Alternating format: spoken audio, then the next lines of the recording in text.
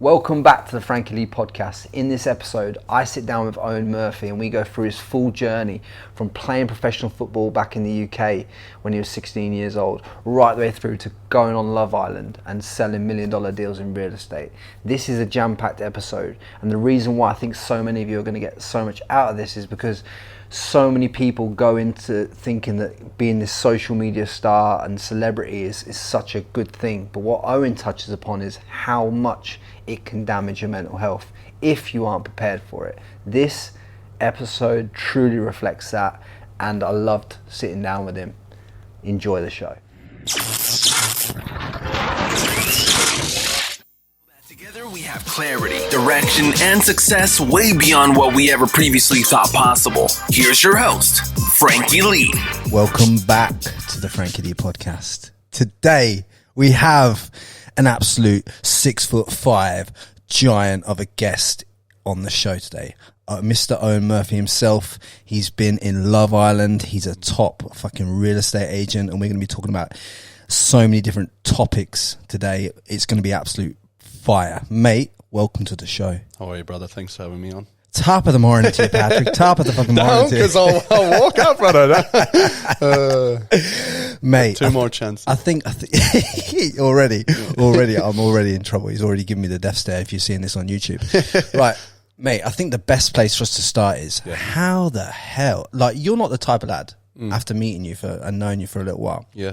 You're not the type of lad that I thought to myself, you're going to go on Love Island. How the hell did that come about?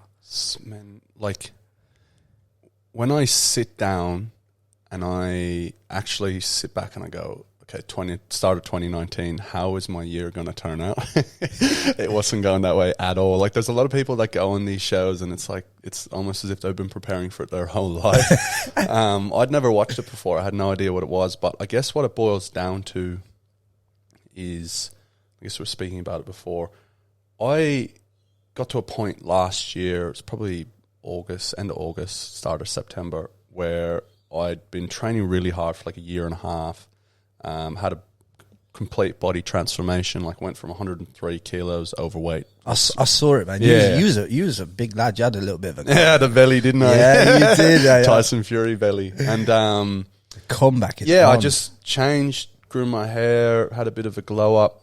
Work was going really, really well. Had more money than I'd ever made before, and I just felt kind of incomplete. There was just no substance to it, and I was probably at that point the most unhappy I'd ever been.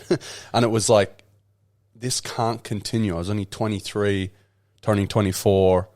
I'm like, when's it going to get better? Like, I'm talking, wasn't depressed or anything like that, you know what I mean? I just wasn't happy, and I was just down, and it just felt like I can't continue doing this for the next 5, 10, 15 years. So I needed a shake up. I had no idea what that was going to be. And I started getting these calls about the first week of September from Channel 9. I'm like, how did they even find out about this? Honestly, fuck, I'm going, nah, fuck off. Who are you? I thought it was prank calls. Anyways, it turns out I had a friend that applied on my behalf. They did a final casting call. And I'm going, fuck. Anyways, I talked to my mum and she's like, oh, and just go through the process and see what happens. So I had like a FaceTime interview. They flew me down to Sydney, met with the execs. Then they were like, yeah, we want you, blah, blah, blah. And I'm stressing out because in these shows, they always have, like, they always throw an ugly guy in. Yeah, they always throw a bit of bait in. Like, they can't always have a lot of hot people. I swear to God, I promise you. Like, back then, I didn't have much self-confidence or self-belief or self-worth in how I look, because I went from that to this. And you thought you're the token ugly guy. I swear to God, I genuinely thought I was the ugly guy, because they kept telling me all the things I want to hear, like, oh, you're so handsome, this and that. And I'm like, fuck, no one says that. Like, I thought I was for sure getting thrown in with the lions and I was going to get chewed up and spit out. So I was real hesitant to go on. So they gave me the go ahead like on the 10th of September or thereabouts. Had to fly out on the 27th. But between then, that 17 days, I was like, nah, I'm not doing it. I'd wake up every morning. I'm like, nah, not going to do it. And it got to the point, it was like 2 days before, and my mum was over and we had a full argument about it. I was screaming at her, she was screaming at me. She's like, it's time to stop being a fucking pussy and go and do it. And I'm actually like, regardless of what happened and how it turned out, I'm so happy I did it. Your mum sounds savage. Yeah, nah, she knows what's best for me, and she knows how to push me. So she it was because of your mum. Your mum literally forced you into Love Island. Yeah. What a woman. Yeah, I know. It's like, did she know what she's letting herself in for herself? Yeah, but she knew, like, she trusts me and trusts my judgment as well, and knows I can handle myself. So she was all right. So, like, I was away for 6 full weeks. So, you know, it's a long time to be away. As soon as you go on the plane and you get to Fiji, they take your phone, so you lose all contact with the outside world. Then I was on lockdown for 10 days in a hotel room with no contact with anybody. And then just thrown onto the show. And at this point, you've not met any of the other contestants? No, so that's obviously the whole mantra of the show. Right, is that when you see each other, it's for the first time. So I walked in as the first bomb, which was on the second day. And, I walked in there. And it was actually, I didn't realise at the time, but I thought to myself, okay, I'm walking in, you know, first as the bomb. And I was like, surely they've only been in there with each other for about 24 hours. They don't know each other that well. Like, I'm getting in early, it's fine. But seriously, that 24 hours, like, everyone was bonded. They'd all shared an experience, and it was like I was the outsider for at least from 2 day to 3 one, days. Yeah. Yes, it's you know, it's crazy how things move so quickly in there and what it does to you. 24 hours, it's not a long time, but it seems like such a long time when you're locked in a house with some other people. Everyone, I guess, diehard fans or whatever would know it as villa time, and it's actually a true thing. Like, I can genuinely see how you could be with someone in there for 6 full weeks and be completely in love with them afterwards without going through real world problems. Yeah, because you're with them, you're going through an experience that you only share with the people around you, so that bonds you. But you're also seeing the worst version of each other every single day, because it's an environment where your emotions are heightened at all times. And unfortunately, that's what gets caught on camera. But when you see the worst of someone and you become used to that, then, you know, speeds things up. Let's just step back a second, though, because like when I was doing my research on you, because you know me, I'm a diligent man. Professor Frankie. Professor Frankie is in the house. I found out you was in a relationship from 14 years old until like nearly before the show. Yeah, so probably about a year and a half before the show we broke up. So it was in about May 2018. And that Irish girl? No, she was Aussie. Met her here. Yeah. I came here when I was 10, so I'd been here 4 years. So that was that obviously was part of why I was unhappy. I really I just couldn't, for some reason, get over her, and it wasn't necessarily her. It was having someone. Like, I'd pretty much had my whole teenage and adult life that I knew of was with someone. And that was something, like, we obviously broke up because we grew into different people, and we were kind of just together because of circumstance, being together, because it's all we knew. And, you know, she took the step to end it, which, you know, was pretty brave to do, because I didn't, you know, I knew things weren't right, but you try and just push on. You think that's normal, and you know, it would have been scary and hard for her as well. Mate, I had the same thing with an Italian girl. Like, I was dating, I thought she was the one and everything like that. But I kind of knew towards the end that it weren't going to go the way that I wanted it to, or that she didn't. She, you know, there's certain things missing from it. But like, as a man, when it's your first like proper relationship, you don't want to end it because you're scared of it. Well, I was scared of it, and because I was just I didn't want to be fair, like, I didn't want it to end. I just thought, like, okay, this is what's bad about it, and I just accepted that for what it was, because you don't know any different.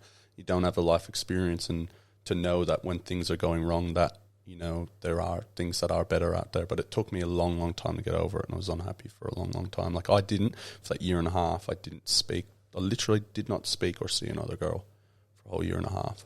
Between breaking up with her and the Love Island thing? Yeah, I'd been with the, you know, I kind of broke out of that maybe July 2019.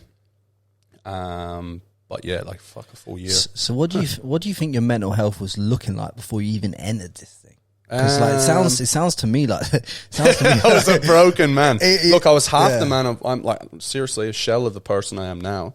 I just needed, to be fair, like, I know that going on something like that can break a lot of people, and they become worse from it. But it helped me grow a lot, helped me grow tenfold.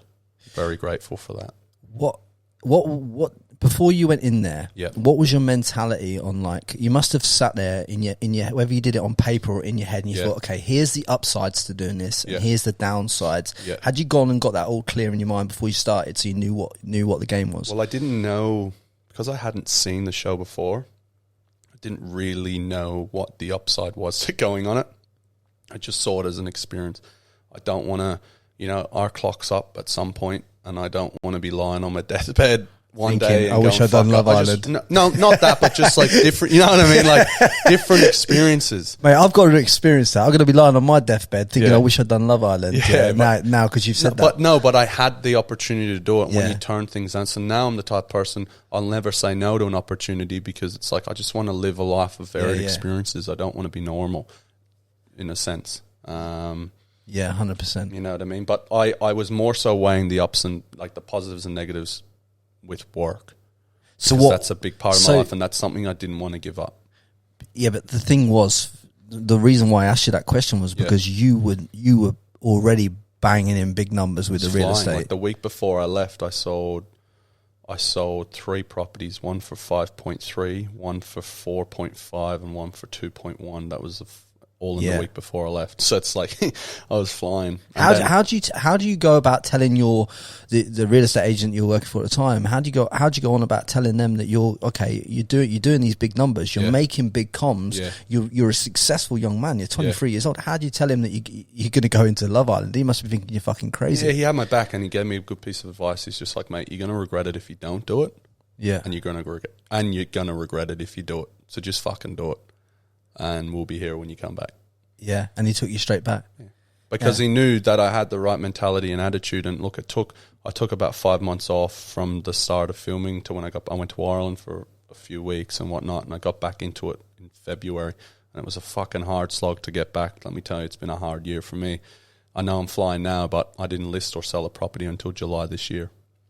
And that was part of walking away from it. Because you'd broke your pipeline. Because I walked away, had no pipeline, plus I was battling demons in my head, like with, I've walked away and now I'm coming back, and COVID as well, which is the elephant in the room, the whole coronavirus situation shutting the world down. So, it was a hard slog, but we're back and life's good. So. And we are going to go deeper into that Love Island stuff, but I really want to get into this demon stuff, because I think this is where the growth is, Yeah. These demons in your head since you've left this show, and obviously going back and getting back into the grind of doing this real estate, what kind of demons are they that you're facing? Nah, it was more so I never went on there to change my life or to go down a different career path. I went on for an experience. So I always knew, okay, I'm getting back into real estate as soon as I'm ready. Fire got lit in my belly again. I was going away, spent some time with my family in Ireland, did some stuff for the show over there, did some cool stuff and experienced some cool things. And then I got straight back into it in February. But then I had a bit of a mental battle for 2 months, because I felt I just was really paranoid and anxious, because I felt like every person I've talked to, I was like, fuck, they know. Like, they know I was on the show. They know I'm a dickhead. Like, they know. Mm-hmm. And I put predetermined perceptions in my mind of what people were already thinking of me, and no one gave a fuck. Because people who know me know who I am and not what they see on TV. And it took me a long time to get past that. Well, your network in real estate and the people that deal with you are the ones that, they deal with you once, they deal with you twice, Correct. they deal with you and three they were all three super times. supportive of what I did, and they all watched it and were happy for me. But it just takes some time to get through that, and to just realize, I think when you go on something like that, you feel like, and you all the media's around you, and you're getting shit on Instagram sent to you every day. It feels like the whole world has watched it. Even though they've not, it just feels like and when you walk around, it just feels like everyone's watching you, and it takes a long time to break out of that. That's probably one of the negatives because you just constantly think that everyone's looking at you and observing you as Owen from Love Island. And it's not from like he thinks he's famous. Like, none of that bullshit at all. It's got nothing to do with that. It's just more so you don't know. It takes a while to just get back to now where I'm just like, I don't give a fuck about any of it. Yeah, no. I understand completely where you're coming from, mate, because it must be a hell of a thing to obviously get put out in the public domain like that. And then literally, because obviously as soon as you've walked into that house, they've got editorial rights, and we'll talk about this as well, because I'm sure some of the stuff that's, as we talk through this, some of this stuff's been misguided and misconstrued along the way. So you get in there first day, right? You walk into the house, you see all these little chiquitas. Mate, what took your eye? I tried to quit the first day. Like I was like, no, I can't do it. The first night I freaked out because it was pitch black. Yeah. And I didn't realize that we were on like a cliff face and looking over the ocean. So I thought it was just a set and we were boxed in. I got super claustrophobic and I had a full panic attack and I was freaking out. And I was like, okay, if I last a week here, like that's me. Like I'll be done after that. Yeah. And I think there was so much going on and just the adjustment to it that I had no attraction to any of the girls whatsoever, and that freaked me out as well. Really? None. And that's see every chick you walked in, you see every chick, yeah. And none of them. Not at that time, but I think that was probably due to everything else that was going on and the pressure. That was going through my mind. And then when I got to settle in over the next couple of days, it was like, okay, the world that you're in becomes your environment and becomes normal. And you start to talk to the girls but yeah, I'm thinking back. It's pretty daunting though, because a lot of these girls that go on shows like that are what I call career socialites. Yeah. Like they're just like literally like they've waited for this their whole life. Yeah, this is their moment. Before. Yeah. This is their moment. Yeah. Like this is their time to shine. You know, they've not got like what do you call it? Some of them, not all of them, but they've not got really high hopes for fruition. They just want to be a social star, like a media star. Yeah. Do you find that detaches them from, so you don't even get to meet the real girl? Like you're meeting a version of herself, like in that environment. You hope in your mind that the person that you are giving yourself to is there for the right reasons, and that's the risk you run. So you do put that at the back of your mind. It's always kind of there, but you really got to kind of let down your barriers, unfortunately. Otherwise, you won't. And I reckon I'd be so emotional in that environment. No, you do. Like I cried a lot of times, but that wasn't the character that they chose for me. I was the big player that. So how was it cut up to the outside world then? In this part? The fact is, I've not watched any of them. I watched the first episode, and then I've watched clips on YouTube and stuff. I've never, I haven't watched a full episode past episode 2. But you felt they were making you out to be like the tough guy. Yeah, but you just see it from the articles, the questions people ask, things like that. You just know exactly how you've been portrayed. And look, the fact is, when I got in there, I think you got to realize, like, I went from thinking that I was probably subpar and I was never going to find another girl in my life, to going in there and getting all this attention from every girl in there.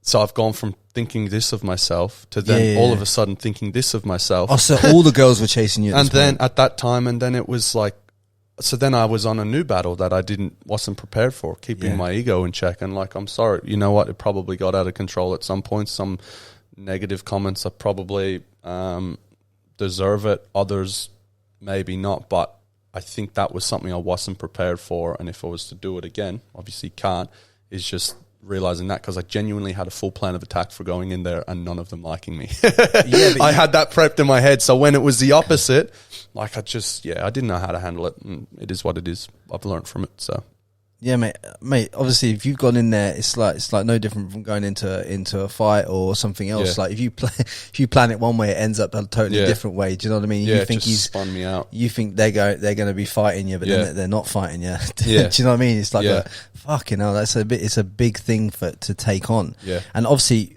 the mental space you're in before you even went in there wasn't the greatest. And in these shows? Yeah. Do they give you any like psychoanalysis before? Yeah, you do a full thing, but I think like the more fucked up you are, probably the better. The better they are. But I don't know. Like to be fair, like that side of things. But I've always been, and I think this is where people probably have a bad perception of me or a negative perception of me or take me wrong. I've always been super confident and comfortable in my own skin, in the sense that, like, even though I might feel a certain way to myself, like I genuinely don't give a fuck what other people think about me.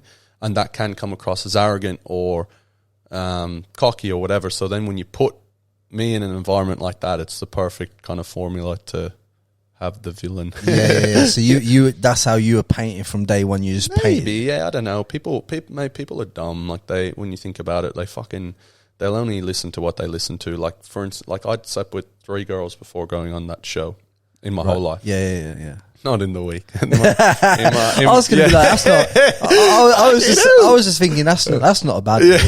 In my whole life, and that's that's on YouTube. It's a fucking the whole clip dedicated to that. There's a headline for it. Just search it. So I said that, and I think, I don't know, would it come out in like episode 3 or episode 4, yeah? Yeah. But then I'm labelled a player. Yeah. And it's like, fuck me, hang on.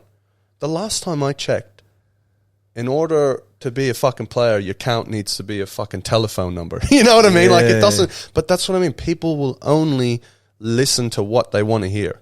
Yeah, yeah. Like, if they see someone as something, they'll do anything they can to make sure he fits that, regardless of what it is. Yeah, So people are always going to judge you predicated on their what they perceive or something within themselves. Correct. Or, you know, some people are judging people based upon what their friends say about them. and Yeah, then- that happens a lot with me personally. Mate, every fucking person out there that has a negative perception on me, I can guarantee I've probably never had a chat to them in my entire life. You know what I mean? Like, Yeah, and you can't worry about those that's people. what I mean. You can't give a fuck what anyone says. And you know what the biggest lesson I learned from Love Island Go for it.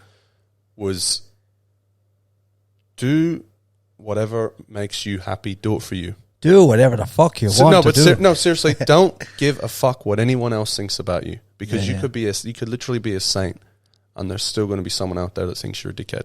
Yeah, 100%. If you try and you can't change please that. everyone, and you can't live your whole life trying to please everyone. You will live a much better life by doing what you want to do for you and forgetting everything everyone else says.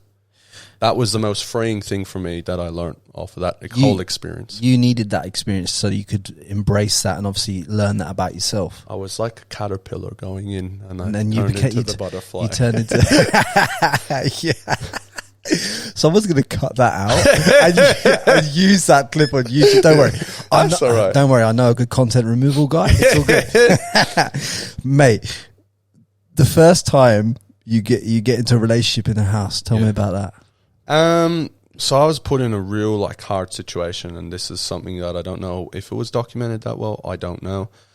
And for reliving, it's like a nightmare. I went in, and then all of a sudden there was the opportunity for me to choose, for me to be with one of 2 girls, and who I'd kind of bonded with, and they'd set it up so I went on a date with each of them.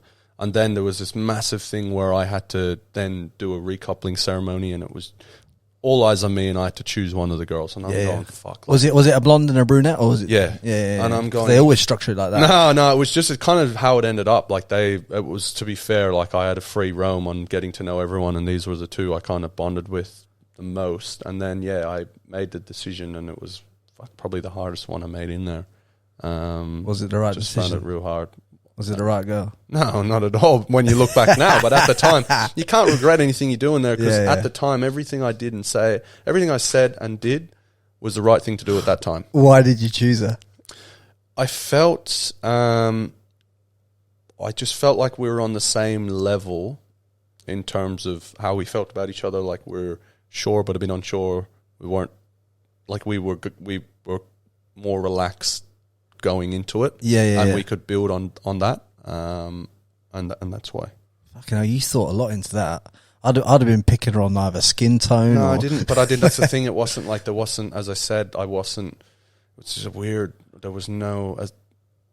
I was attracted, but I wasn't like overly attracted at that point. Yeah. Because attraction is something that builds as well in a relationship. It's obviously like that. So obviously, talk to me about when I was doing this research on you. There's this big thing, and I'm sure it's made a big song and dance out of it about this kick-off moment. You're kicking off. You're saying you're leaving. Yeah. Sophie Monk stopping you leaving. All this kind of, mate. Tell me the truth. What happened? Well, it was just a really hard week for me. Like the week before that recoupling ceremony, we were there for 2 full weeks, and the mate that I had in there, Matt, like he was my closest mate in there. Still mates now? Yeah, still chat now.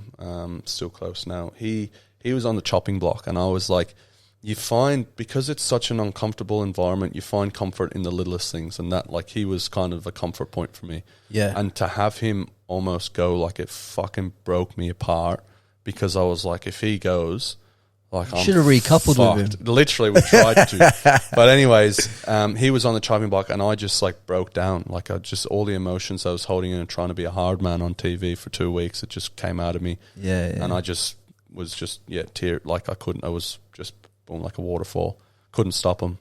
So then that just took it out. You know when you have, like, I don't know if you've ever been in where you cry so much that afterwards you just feel exhausted. That's how I was. I have, mate. And I was really strict on my diet leading up to there, and even in there I was still strict. And then that night I was like, fuck it. I just got all the cookies and snacks and just put them on the table and just sat there just eating them all that night. Then I woke up the next day and fucking the girl I was with breaks up with me. So I've just had the double whammy, and I'm going, oh fuck. Then those girls get taken away and the new bomb squad comes in, and it's just like, it was just the change, everything just going, and it just took it at me. I was checked out from that moment. Like, it was too hard. Then everything from there was just super forced. And then we got through that week, and I could just see how things were going, like with the questions I was being asked by the producers, the way things were getting set up. I got a really good sense of how I was getting portrayed in this situation. It fucking pissed me off, because it's like, you get made to feel like you're making the right decision, and you put a lot of trust in people, and then all of a sudden it's redressed another way, and it's but like at the end of the day, I don't let them. That's what they got to do. It like, it is what it is. They got to, but it's just, it takes it out of you in that moment. And I was like, you know what, I'm done. I'm over it. I got to get home. I need to see my family and my friends. And do they pay you a good clip for going in these shows? No, not really. No, not at all. So, but one of the benefits, I suppose, from leaving a show like that is you get the blue tick and you get the social media following. Is that one of the reasons you went in there? No. That was a bonus, obviously. What did I have before? I only had like 9 photos on Instagram before I went in. And, well, I had 9. The rest of them were of my ex-missus. I had to delete them before I went in. No, I only had like 1,000 followers, and then I'll come out with what I come out with.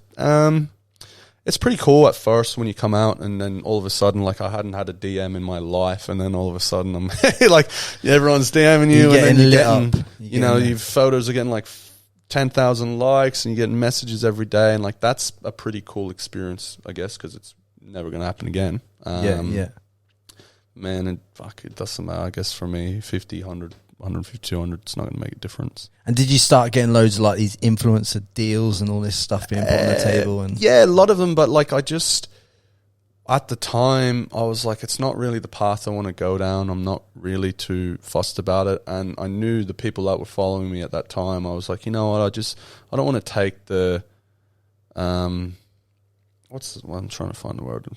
Take the piss. Nah, I don't want to take the road that everyone else takes. Like, you go on and then you do the deals. I just was like, you know what, I'm not, what's this? When I don't want to be like, oh, look, but when I just look at the cash that was going to come from that, and I just thought, you know what, fuck it, I'd rather just remain a little bit authentic. And 100%. I think that's probably the best decision I wasn't in a position where I needed to do the deals, so I just thought, no, I'll be right.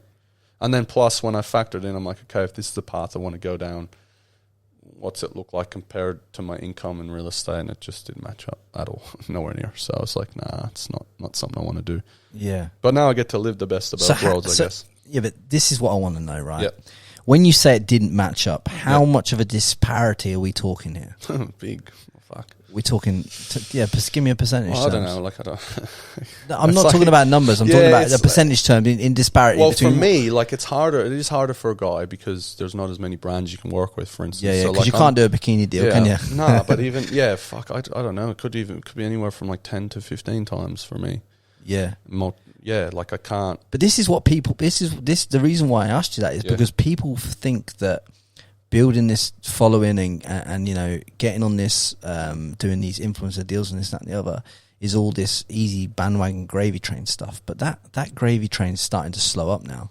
You know, there's not as much money on the table from brands as there used to be. Yeah, it's not a world that I'm actively involved in, so I can't really speak on that behalf. I do know people that are in it. He says that, but then he's got a High Smile ad out at the moment. They're my boys. I know. Steph teed that up. They helped me out, put me on that. But no, I'm actually not like I just go in there and have a laugh. I don't, obviously I don't get paid for doing that, but it's not like I wouldn't be able to speak on that, but I do know a couple of girls that do it as a full-time job and do really well and work really hard from it, and that can happen, but it is like it's a full-time job, and it's not something that I wanted to do, or I didn't think was there for me anyway to do. I don't even think I had the choice to do it. I don't blame you, because when you're doing the kind of numbers that you are doing on real estate deals, you don't need to be getting involved in stupid stuff. And I like to be fair, I like doing, like, I'm good at it. I like doing real estate, and it's like I'm happy I'm doing it. It's cool now that I get to have kind of both worlds and combine them. And what was the first thing that got you into real estate? I hadn't, look, I was in a bit of a rut, and I'd come back from England. Because actually, let's just talk about that before we go into that. Yeah. Because there's a very important point there. Because you were in England playing football for Sheffield Wednesday. Yeah, for 2 years. So I played for their under-18s and under-21s at the time. I think it's now under-23s. But did you think you were going to make it as a footballer? And that was a hard period for me as well, because it was like, fuck, that was obviously when you're over there, you train every day, and that's all you want to do. Because Sheffield Wednesday's got a really good academy. Yeah, good people there, and it was a good family environment. They took me in because originally I went over to trial with like Stoke City, and wasn't good enough there. I got shipped around a couple of League 2 teams, so 4th Division. Went to Port Vale. Oh, that was fucked. They told me I was shit and I should go back to Australia. Is that what they said to you? Went to Southend. They made up some story about not having enough money for me or some bullshit like that. So obviously not good enough. And then I was about to leave and got the opportunity to do like a trial game at Sheffield Wednesday. I didn't give a fuck anymore and ended up playing the best I've ever played in my life. Went back and trialled the next week for a week, fucking dominated, and then ended up getting 2 years there. So what position were you? I was a centre back. Yeah, nice. Yeah, I had a really good time there. Learned a lot about myself, grew a lot. I was only 16 when I went over on my own, had no money. My mum was working. What was, just so that people can quantify this, what were the youth terms you're on there, like £165 a week? Yeah, what is it? I can't even remember. It's not much. I don't think. I think it was like, honestly, I think it was like £80 a week or something like that. Yeah, but they pay for, I was in with a family and they pay for all of that. So that's on top of it. And I ended up getting my second year, I ended up getting a couple of flights back here paid for, which was good on my mum, because mum was working a second job just so she could fucking pay for the flight to get me back in the holidays. Really? Yeah, so it was hard time with that. But that, during that period, I kind of fell out of love with football anyway, and but I had to drop out of school to go over there. So when I got released and I came back here, I just didn't know what I wanted to do or where I wanted to go with my life, and I was working in a bar, and old boss came in and we got chatting, and he offered me a job, and the rest is history. But you're on about Colossi? No, this was previous, a couple of businesses ago. But yeah, because you moved to Colossi later on. When you walked into that office, did you know that you were getting let go as a player? Did you get that feeling? Yeah, I already knew, mate. I had a bad run. Like I got to the point where I was throwing up before every match. I'd literally pray that the match would get cancelled. I didn't want to play. I was so nervous. I was just a wreck. I fell out of love of football, and the writing was on the wall. So it wasn't like a shock to me. It was just like it was It was a relief, more of a relief, and they were good to me anyway. The way they did it, and they let me stay on, and they paid for my flight back home to Australia. And yeah, it wasn't like a cutthroat. It was obviously halfway through the season, but it is what it is, and I'm still grateful for the opportunity they gave me. Mate, most lads can't say that they've played in England. Do you know what I mean? That's what I mean. Even though I didn't get there, a lot of boys from here go over and don't get anything. Like I've done a lot more than anyone has done. When you say League 2 teams, Two teams at that level, the youth team could be A League teams. Like maybe back in the day, I don't know anymore. They were good, but Sheffield Wednesday were in the Championship at the time, so that's what was funny. Like that second division, that I'd gone from getting told that I was shit by 4th division teams to then going into a second division. But yeah, it's good fun. But what I'm saying is the level at lower level in England is pretty fucking high too. Oh, it's still high. Like A-League, like a lot of teams, probably I'd say now maybe League 3, there'd be a few teams that would be able to compete in the A-League. And it's because I'm a Peterborough United fan. Yeah, fuck, unlucky. Yeah, I know, mate. We're at the top of the league. What are you talking about? What league? Yeah. Which one? League 1. Yeah, okay, Championship next year, right? Yeah, fucking... Yeah. Mate, fucking hell, Shay, eh? Yeah, you can go easy. You fucking jab you in the face. If you can reach me, I'll get you a step all right. I hope you still can parry, otherwise you're fucked. I'm all right. If I get to your body, you're annihilated. You'll never get near me. Yeah, you're never getting near me, Patrick. Never getting near me. But no, I'm serious. Like, mate, we're doing well. So pack it in, all right. Yeah, so yeah, I don't know. It was a good, really good experience, and I've had a cool life, man. For 25 now, I've done a lot. Yeah, you mate, you have. So you come back here, you rock back up here at 18. You're working in a bar. You get dragged into real estate. When did you start thinking, okay, I can actually make something out of this real estate? No, probably when I decided, like from the moment that was a thing where he came in, and there was probably like a 3-month gap before I started, and in that period I was like, all right, fuck, I looked into it, I found out what it was, I'm like, yeah, this could be me, and I put my head down straight away and went for it.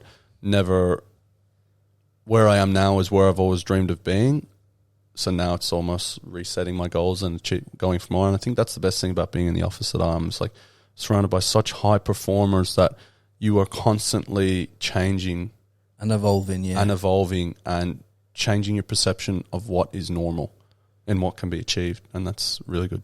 Yeah, because I was reading on the realestate.com.au that you sold one place for like 1.8 million over market value. Yeah, that was the one that I sold the week before going into the show. That was in 1 Short Street in Burley. It was a cracker. So that was the Saturday. That was on Sunday, and I left. I got on the plane on Friday. I bet you're thinking, fuck, what am I doing right now? No, it was all right, because, man, I went on that show. A lot of people go on that show and they're relying on the check they're getting from the show. I went on that show with 12 million in deals under my belt, so I'm on holiday for the next year. Yeah. Because what's the percentage on? See, how does the percentage breakdown work in real estate? Is it like 3% plus if you sell for over the guide price, you get? Nah, maybe if so, like 3.3 is kind of your standard rate that you work off of. Some agents will do less. You can negotiate. If you may be able to negotiate. Okay, if this is what you want, if I get you this, can we get more? It all varies. But the 3.3 that goes to like the main real estate, like Koloshi, and then you get a break off of the 3.3. And you split that with the business. When you're a real estate agent, you got to look at it essentially. I think people need to realize you are your own. Like I'm my own. You are your own business. Your own business, and you're renting the brand, so you've got to pay for the use of that brand and the office materials and the staff and the admin and all of that. So you are registered as a company, so you're not a staff member, you're a company. Yeah. No, I like it. Rossvale Estates Proprietary Limited. I love it. And that's the estate that I grew up in Ireland. Yeah. Which I think is pretty cool when it's like not a council estate, but pretty much. And when I'm selling like a multi-million-dollar house and it's got Rossvale Estates on the top of the contract, I look at it and I go, yeah, it's pretty cool. Mate, I think it's good. I want to talk more about that because, like, obviously, your family, you were talking about before, and it kind of made me a bit teary because your mum was working a second job to make sure that you had the opportunity to fly back to Australia to see her. I think that's so fucking nice, to be honest. Like, mate, honestly, you played on my heartstrings there, man. I got lucky, brother. But I got lucky with my mum. But talk to me about like moving over here, because you moved over here at 10 years old. Yeah. Were you like living in one of them proper like rundown estates in Ireland? Yeah, but I was. But the thing that you got to realize, like we started in there, and my mum had a good job, and she we actually moved into a really nice house probably about a year before we left for Australia. Yeah. Like a nicer area. But it's like you don't like. When you're a kid, none of that shit matters. It doesn't fucking matter where you are or what you do or what you have. Like that's your life, and like the family that you're around and the things you do and the experiences you have is what makes you, and it's normal for you. And you don't like you never feel like you miss out on anything. You know what I mean? As long as you're loved, you never like that's all you need. But my mum, like to kind of rewind and go through, like my mum's Australian, right? Okay. And she moved to England when she was 21, and she met my dad, who is Irish, in London. Right. He was working over there, and she met him within like the first 2 weeks of being there, and they obviously hit it off. Done. Had felt pregnant with me a few years later, and he was like, "Nah, we got to have him in Ireland." So they moved back to Ireland, back to his hometown, and then had my brother about a year and a half later. But my dad passed away when I was 3. Fucking hell. Yeah. So that was obviously hard. My mum was only 30. which is fucked up. And she's got to bring you up on your own. At 30. So when you're a kid, that's just getting hard for me now because when he was only 34, she was 30. And when you realize like how young they were, like Steph, my best mate is 30. Yeah, I'm like, 32. They were your age, you know what I mean? Yeah, when you're a kid, you think your parents are old and invincible.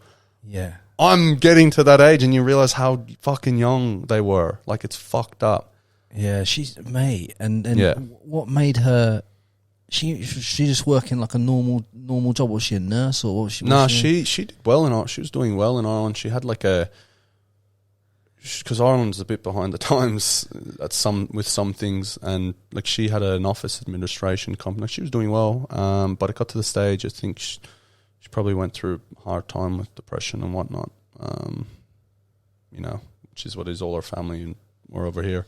And then it got to the stage where our friends were just like, you got to get back home. Yeah, you got to come back home. But she was battling with that. She wanted us to stay in Ireland to get more of a sense of our identity and who our dad was. Yeah. She wanted to sacrifice herself for you. To know who our dad was. And to know.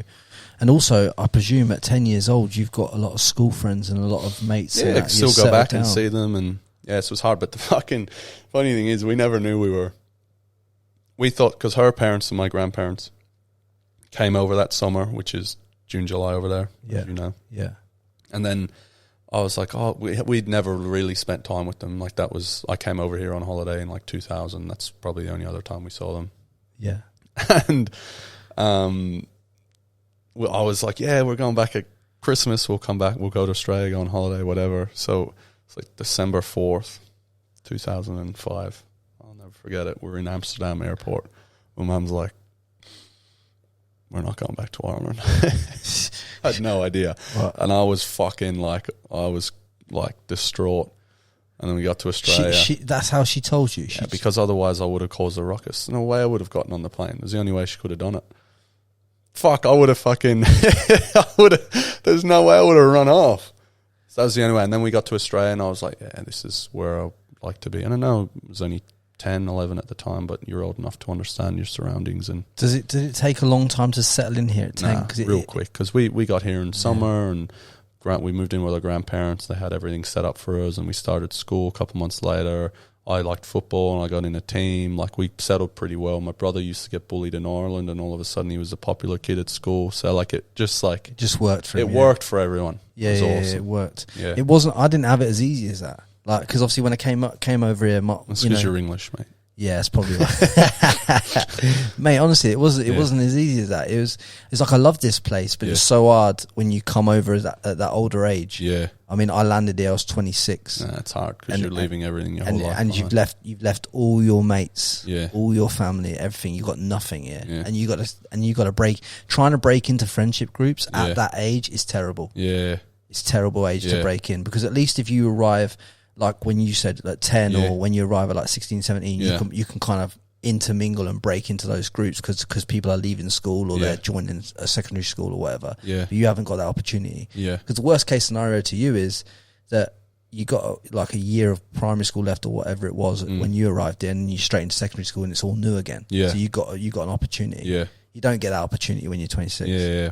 So it's really hard. I was lucky. I'm glad we came over and this is home now. And fuck, I don't know, man. You just look at where we live. No, but you just you look at what my life could have been to what it is now, just from that move. Like, fuck.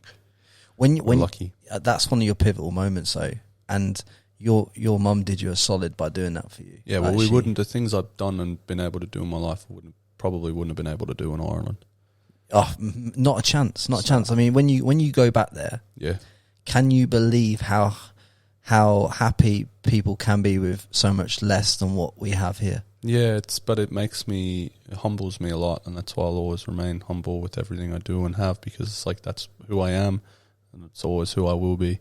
And I actually, because it's home, and home is always home, and whenever I go back, like, I look at, like, you look at a house, for instance, compared to a house here, and it's completely different, and what you have. I know, but it's so like, small. But it's just like, that's your family and that's your friend and that's their life and that's who they are, and I wouldn't have it any other way. Yeah, honestly, it's like the difference is that you cannot compare between England, Ireland, and Australia. No, like, we're so fuking man. Like we are so lucky. It's like cost of living. Like it's actually cost of living here on the Gold Coast is cheaper than what it is in Ireland. 100%. Makes sense, but it is. It works out that way. Yeah. It works out. Anyone that's over there living there now, you suggest all Irish people come here anyway. Yeah. But it's hard because Irish people very patriotic and they always miss home and. Yeah, mate. Like I said to you before, it took me 3 or 4 years before I started to think, before I accepted Australia as home. But the day that you do accept it as your home, and that where you lived, where you were born, you're just visiting, and you just have a lot of good family there. The day you accept that is the day that you become free and you can actually live and be and actually become at peace with yourself. Yeah, because before that time.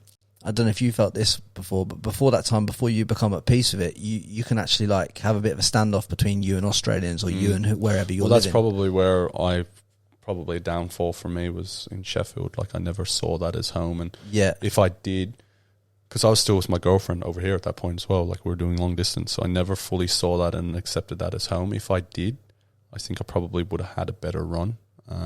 You have to. Just saw it as like temporary, like work, and I'd come back here and this was home. But you needed, wherever you are, you need to just go. Yep, this is it. This is what it is, and go for it.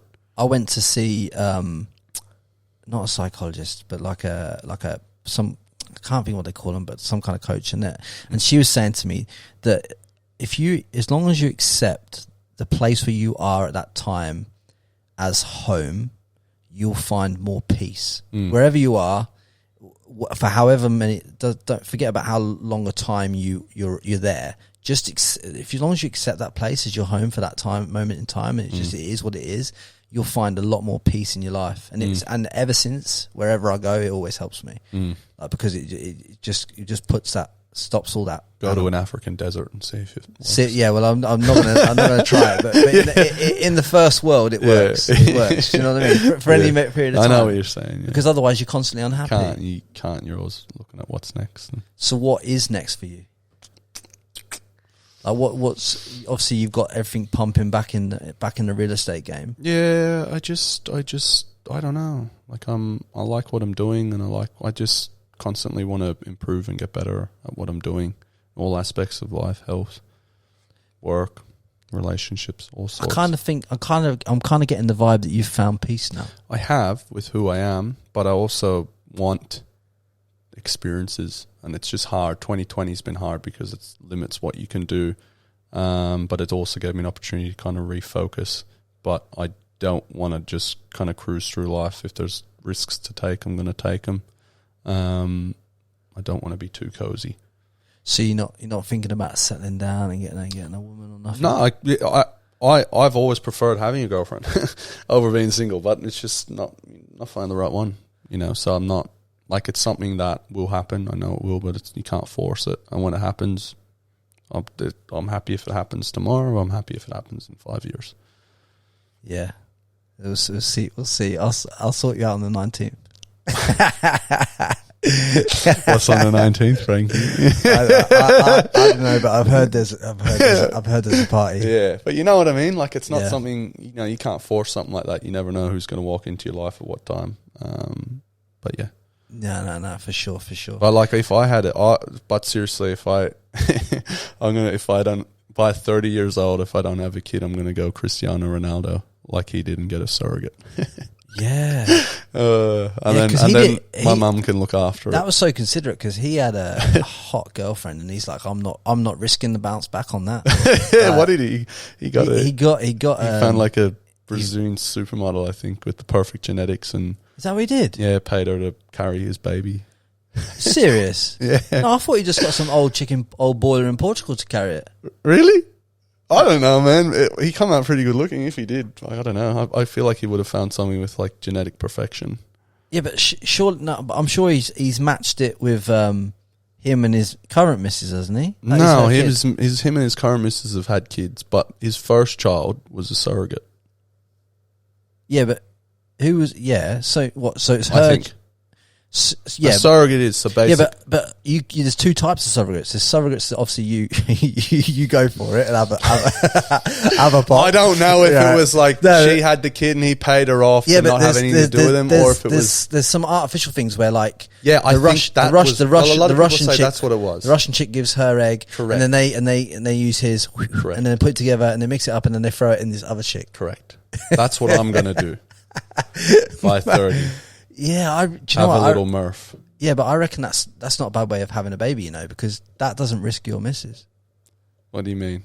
Well, if she's some women want to have kids, but they don't want to go through The process. the process Look, of it. I want to do it naturally. Put it that way. Scratch that part. Fuck it. I'll find a woman soon. Yeah. I'll find a wife. Mate, I'm telling you, I reckon the 19th has got your name I'll written. find one? No, mate, I reckon you'll find 5. Too many for me to handle. Yeah, but mate, honestly, the surrogate thing, I think you should, mate. You're nowhere near 30 yet. Just relax. 5 years. 5 years. 5 years. A lot can happen in 5 years. A lot can happen. Yeah, 5 years, mate. You might, mate. It could have happened. It could be happening right now. And I don't we've know just it. we've just gone through COVID-19. There could be someone thinking about me right now that I don't even know yet. Mate, I'm telling you now, there's about 5,000 thinking about you on this podcast. Is that all? Yeah, I reckon. Fucking hell. Mate, I don't know. It depends what numbers you bring. Mate, you bring the numbers, I'll bring the fucking the quality Done. show. The quality show. But I'm telling you now, if there's so many babies coming off the back of COVID, Yeah. like we've all locked in a house. Yeah. Can you imagine being locked in a house? What are you going to be doing? Yeah. My mate has just announced he's expecting another boy. Good on He'd him. only planned to. Like He's a having rabbit. another one because obviously, like, what was he They to couldn't do? do anything else. Couldn't do anything else, could Lucky he? him. TV shit. Might as well have a go. Lucky me and you weren't locked Mate, in I together. tell you one thing. Back on the record. Yeah. 9.2 million on it this week. And deals. Yeah, that was a penthouse for 5,750 and the lower floor for 3,400. Talk me through, start to finish. How long a deal like that takes to get over the line? To be fair, the 5,750 one, that was pretty quick. It was a long process with the buyer and trying to find them something, and most of the time it's they buy something that they initially said they didn't want, and that was Really? exactly what happened here. And in terms of the negotiation, it's funny how it played out. They were my highest. I had an auction on Sunday at another property, and they were looking at that as well. Anyways, the auction starts. I had to get the boss to kind of look after that because I'm dealing with this. Negotiations going on there. I go up to them and ask for a bid for this, and they look at me, they shake my hand, and they go, "You've just sold the penthouse." I'm like, "Wait, what do you mean?" They go, "We just bought it." I'm like, "Fuck." All right, happy days. Go off, do me thing. Then this house sells. So I've done 2 deals in the space of 10 minutes. That was probably the cool experience I had. Did you But sometimes give it a bit of the Conor McGregor, like, I'm back, baby? You're looking at that king, yeah. Nah, it's just Do that again. the double champ does what the fuck he wants. Nah, I don't know. That was a big week for me. I did 14 million in deals that week over 5 sales. I don't know. It's just a lot. As I said, I worked hard for it. People see it and they go, "Fuck, they didn't see this fucking. They didn't see the 6 months of pain at the start of the year of." Yeah, they don't see what you go through, but it's like in this game, and why real estate's so good for people out here is you don't have to do that many deals at that type of money. No, at that level, year. that's the thing, and look. For instance, if you said to me, "Owen, you can sell 10 properties at 5 million, or 100 properties at 500,000," what am I going to do? Yeah, 100%. Like, and there's a lot of agents out there, and I got a lot of respect from them that are doing 100 to 150 deals a year, but at that kind of 200,000 to 600,000 price point. I couldn't do it. It's not what I want to do. It's not the way I want to live my life. I like the balance I get from this price point. From that price point, how many days a week do you really have to knock your nuts out? But sometimes I could be 7 days straight. Yeah, Leave the office at 10 o'clock. Other days I could leave the office at 3 p.m. and I go have a nap. You know what I mean? It varies. And when you have a business within a business like that, is that staff member on their payroll? No, that's on mine. Yeah. Well, that's not that. Yeah. So you actually employ her. Yep. personally. Yep. So you, obviously, do you get advice and guidance from someone like Michael who's been in the game a long time and say, okay, right, now's the time you can take on someone? Yeah, we got a good setup. Like I needed to, because we have at the office, obviously we've got admin there that help for that role, but I got to the stage this year where I was doing too much volume, that it was putting too much stress on that individual admin member, because they were looking after 5 other agents, that they gave me the tap on the shoulder and were just like, listen, mate, it's time you get someone. And obviously it's a scary move because you're taking on a wage and whatnot, and it's a lot of money going out a week, but it's the right one. It was the right timing for me, and I'm glad I did it. Yeah, it does take a lot of pressure off you when you do take on someone, but you do shit yourself when you first employ 100%, someone. but then it becomes your new norm. The money you're spending, that's the new norm for you. As I was saying before, you change your perception of what's It's all about raising your game, innit? Raising your bar. vibration. I think that's what everyone needs to do, constantly try and raise the bar for themselves of what can be achieved. Yeah, I think there's too much focus putting on how you can save and cut costs rather than how you can make more. There's opportunity out there for everybody. Like, who the fuck am I to come from where I have come from to do what I do? Like, fuck, I don't deserve it any better or more than anyone else. It's just that I've worked for it. Anyone out there, no matter what your circumstances, whether you've been born with a silver spoon, whether you've been born with nothing, we all have the same opportunity out there. We all have different challenges along the way, but you either want something out of life or you don't, and it's all right. But that's the thing. I think people define, like, that's the problem with people our age. Everyone defines success on how much money you make and what you do. Fuck that. Like, I'd be happy. If you're happy doing what you're doing, to me, you're the most successful person out there. Yeah, 100%. Wouldn't you rather be making, and I don't know, like, fuck, wouldn't you rather be making 50k or 30 to 50k a year but be the happiest person on the planet and have a nice family that loves you around you than have $1 million and be lonely and fucking miserable and just a scumbag? Like, seriously, I think that's what people need to realize. It's just like everyone's chasing something that's material. I think people need to chase happiness, and they'll be better off for it. Mate, this is what this podcast is all about for me. It's like I sat there and I thought to myself, I've always wanted to fucking do a podcast. It's like, it's not like I struggle to have a chat with someone. It's always what I wanted to do. Just fucking you do don't it. Shut up, do you? No, mate. Fucking. But just say, go do it. Do what makes Mate, you happy. Exactly. Mate, I'm not making fuck all money out of it. It costs me money because obviously the production of it, and plus what it costs to get me on. And all the appearance fees you pay Irish stallions. And all that shit, you know what I mean? You know, I could have got the Irish donkey on, but nah, I had to get the fucking stallion, didn't I?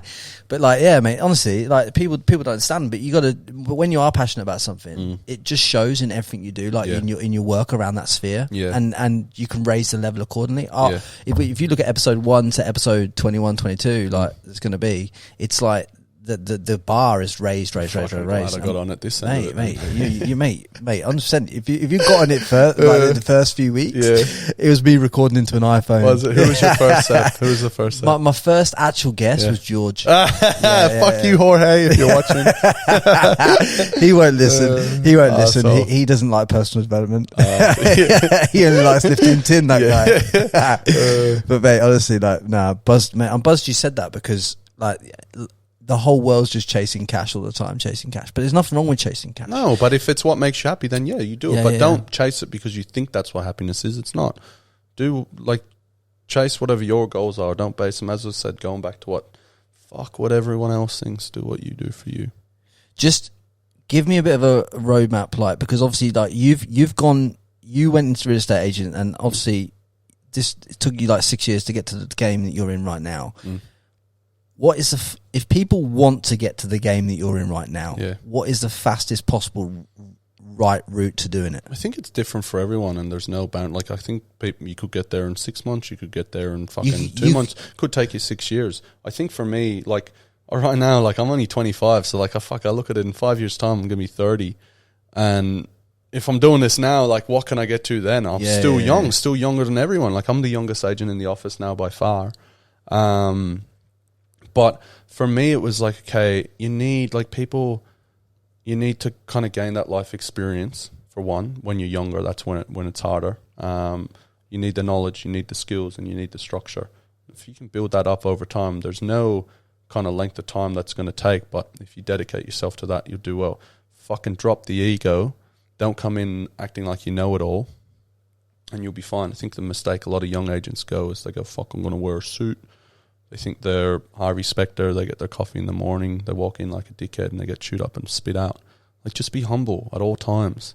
Because no matter how good you think you're fucking doing it, there's always someone out there that's shitting on you and doing a lot better than what you're doing. You know what I mean? So just fuck, like, you ain't a hero, brother.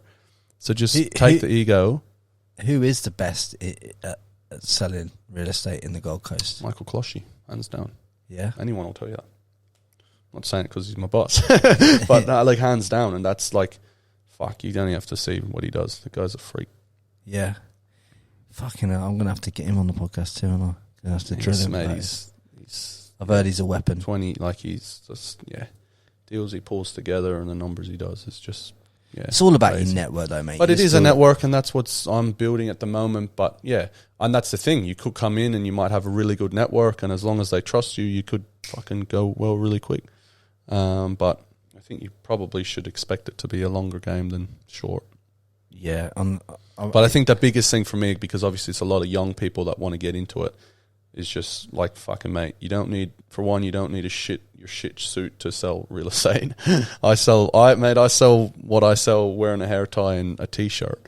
Haven't worn a suit for a couple of years. It's not like, just be you. Yeah. People like the authenticity. They don't want. Everyone has a perception of what a real estate agent should be, and that's why they're all here at the package. The ones that are different, or not different, the ones that are themselves. The ones that are themselves that do well, mate. And that's why, obviously, because you are comfortable within yourself, that's why you're obviously doing deals. Because like you say, I know certain ones that wear suits and stuff, and it's just like, but I know certain real estate agents around here and certain real estate agents all over the world that make their people wear suits, and I just think, well, if you want to do it, that's the way to do it. Yeah, do it. What I mean by that, it's more of a metaphor. It's kind of like, don't put it on and become someone else. Yes. Be you. Yes. You know what I mean? Like, fuck, you can wear a 3-piece suit if you want. If that's who you are. If that's who you are. But don't put it on as if you're fucking Superman and change into someone else. Just be you. Yeah. And act like, just be comfortable with who you are. And too many people watch those Jordan Belfort sales videos and adopted all that mentality, and they're trying to take it into real estate, and it just doesn't work like that. That works when you're selling a product over the phone, but it don't. Yeah, it's harder it's harder in real estate when you sat in front of a family and they're telling you that this is their dream home and this is what they want and this is what they expect. Do you know what I mean? It's a different game. I think you just always have to have the clients, keep that at the focal point and have the client's interest at heart. If you do that, you'll do well. Like, I probably talk more people out of selling than I do into selling. So just know it's not right for them at the time. Really? Yeah. So you just go. If I can sense that it's not the right thing for them to do, or that they're thinking they might capitalize on the market, or I'm just like, guys, just take a step back and just think, is this really what you want? The art in being good at what you do as well is being able to turn down deals that don't represent who you are, or working with people who you don't. Yeah, I've probably turned down $5-6 million worth this year, just because they're not your people. You know, that could be potentially 150 grand, 200 grand. Yeah, just because you don't vibe them. Just because it just wasn't at the price point I wanted to represent and who they were. I just didn't feel like we'd connect, and that can take up a lot of time, effort, and energy. So it's really important to have a focus on who you are and what you want to be and what your business represents. And then you just build your clientele around what vibes with you, and then obviously from there you can grow like, if they respect me, then, you know, and also by doing that, those people will tell other people like the people that you're trying to attract. Yeah. Whereas if you go and attract some shit, just trust me, there's no fucking amount of money in this world is worth. That's how I feel now. I've had a lot of people saying when you get older you think differently, but honestly, there's not a cent in this world that's worth me losing my dignity. And if someone's going to be a fuckhead to me, then see ya. See you later. Yeah. Pay me 200 grand and I still won't do it. And before we go as well, I want to talk to you about this Gold Coast market, because this Gold Coast market locally, It's running red hot, yeah. it's running red hot. Red panty night. Mate, is that just because of all the people getting out of Melbourne and Sydney after Look, the COVID? I think Or have you got internationals as well coming over? we have been, that will happen, and I think the Gold Coast will be showcased to the world. We've been the beneficiaries of the whole 2020 and COVID-19, because the lifestyle that we live, the Australian government's done extremely well, all bar Melbourne, at handling the virus. You know, you look at places like Ireland and England, even though the population's huge in England, they had an opportunity to shut it down quickly, but they were still letting people come in from all over the globe unchecked. Yeah. And the virus has run rampant, whereas look at what's been done here. Yeah, I they think a locked it lot down. of, international countries will look at us and go, okay, this is somewhere that we want to put our money and invest or put our businesses and or live here. And then when you look locally or nationally, I think a lot of people will go, fuck, if this is to ever happen again, where do I want to be? Melbourne, Sydney, or the Gold Coast? I want to be on the Gold Coast. You look at, even when we were locked down, you could still walk to the beach, you could still go out. You know, it wasn't like we were in some small house in the countryside and confined to that environment. So it's exciting times ahead. Fuck yeah. And before we go, do you want to drop your socials and the way that people can get in contact with you about real estate and all this stuff? Fuck, just start EOG and I think I'll pop up. There's not, it's a weird combination, but I don't know if there's too many. I'm gonna put a link Yeah. to your website and your Instagram and all that Yeah. in the show notes. Yeah. Mate, it's been an absolute top of the morning pleasure to have you on. Thank there, you. And Geezer. I appreciate you turning up. Appreciate it. Shake my hand. Yeah, and is there if there's one bit of wisdom before we go, one piece of wisdom you can drop on here before we go right now, what would it be? Probably what I said before. It was just, I think the most freeing thing you can do is to stop worrying about what others are thinking of you or what others will think of you, and do what makes you happy for you. I love that, bro. Thank you very much for coming on the show. Thank you.